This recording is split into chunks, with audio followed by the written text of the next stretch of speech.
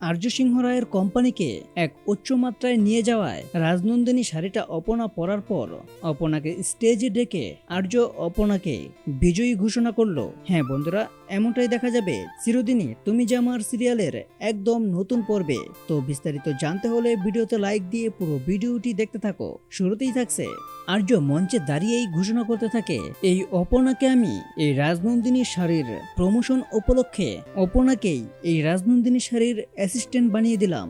আমাদের কোম্পানির new assistant হলো অপনা বসু। আর সেখানে থাকা আর্য সিংহ রায়ের অফিসের লোকজন সহ উপস্থিত সকলেই হাততালি দিয়ে অপনাকে উৎসাহিত করলো। তারপরই আর্য আবার বলতে থাকে, এই রাজনন্দিনী শাড়ির লিডার হিসেবে আমি অপনাকেই ঘোষণা করছি।